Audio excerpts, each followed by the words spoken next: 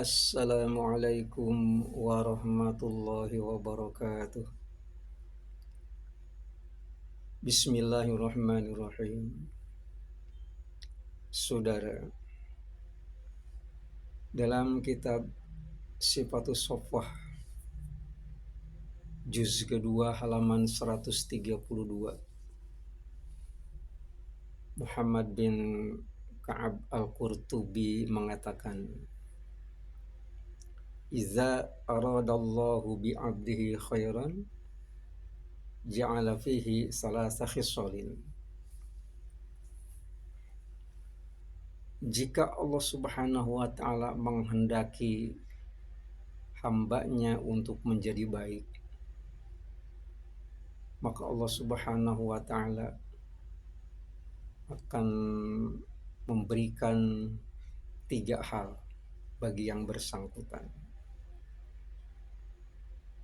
Ketiga hal tersebut itu menjadi kebiasaan aktivitas sehari-hari, dan itu bagian daripada ciri-ciri bahwa dia akan menjadi orang baik. Yang pertama adalah yang bersangkutan akan diberi oleh Allah Subhanahu wa ta'ala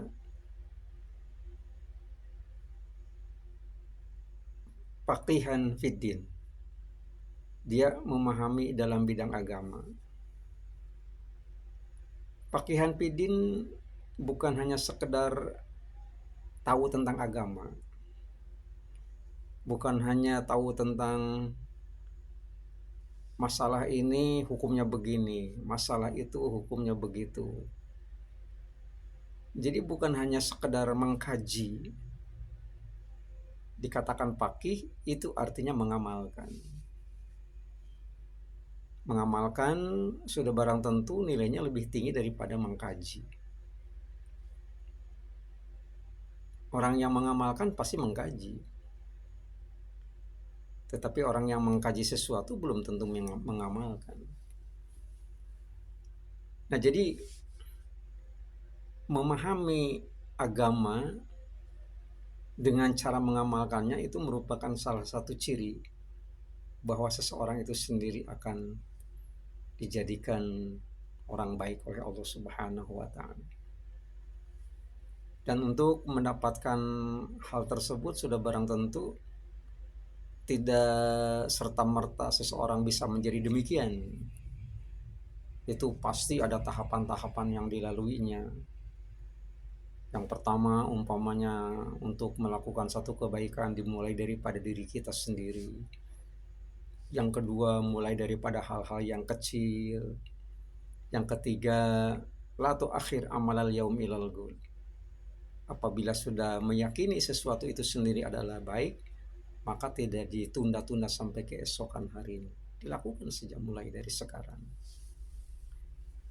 Itu yang pertama. Jadi yang dikatakan sebagai faqihan fiddin bukan hanya mengetahui tentang agama, tapi mengamalkan agama. Yang kedua adalah wazahidan fid dunya. Dia menjadi zuhud. Zuhud dalam bidang keduniaan.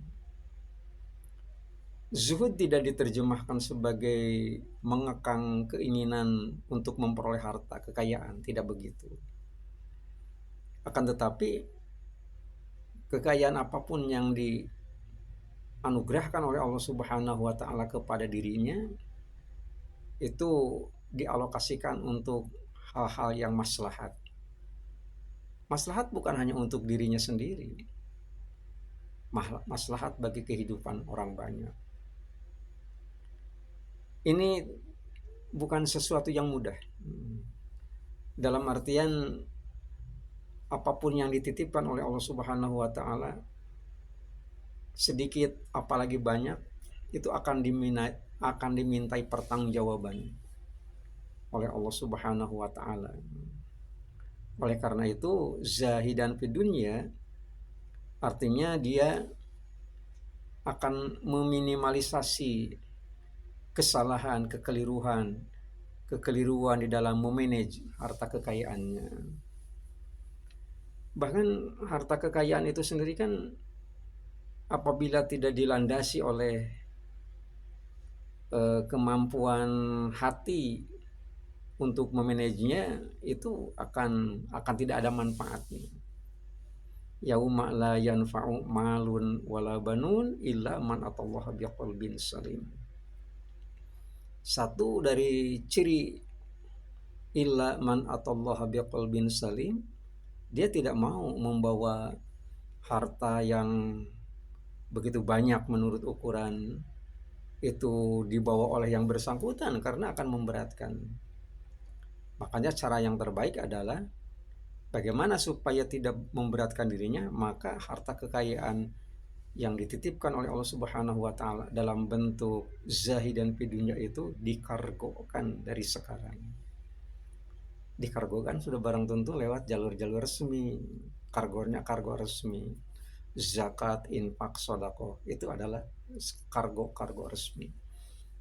Jadi begitu sampai di sana, itu sampai duluan ke hadirat Allah Subhanahu wa taala, kemudian nanti kita akan menjemputnya nanti di sana, kebaikan-kebaikannya.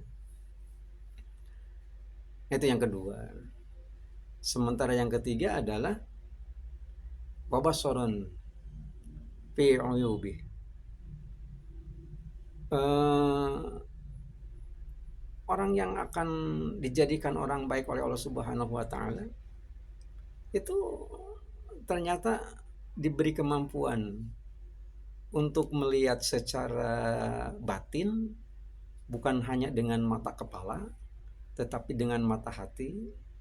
Itu biuyubih, celak, kekurangan, aib dirinya sendiri.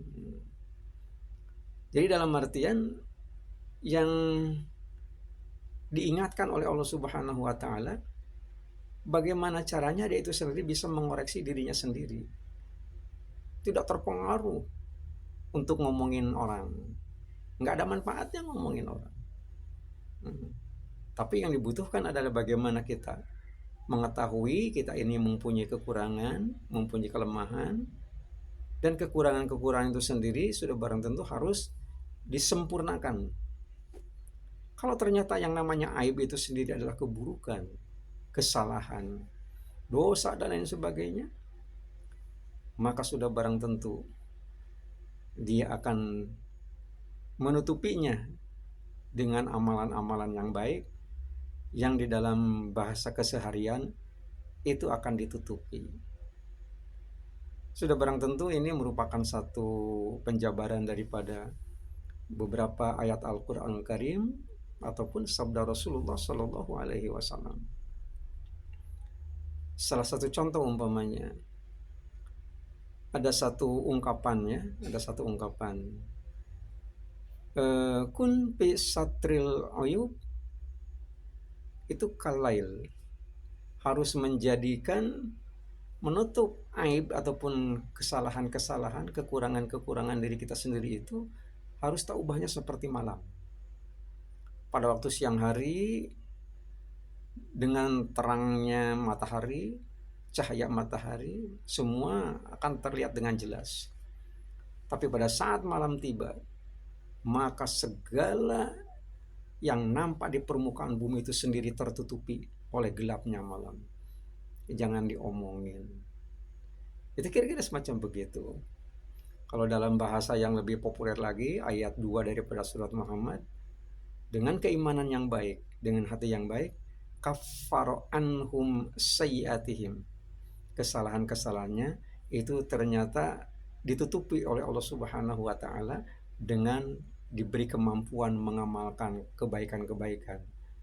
Nilai daripada amaliyah kebaikan itu sendiri itu timbangannya, beratnya itu melebihi daripada beratnya dosa. Kafaru anhum sayyiatihim. Sedangkan yang terakhir adalah wa aslah balahum. Sampai ajal menjelang, maka dia akan dipelihara untuk tetap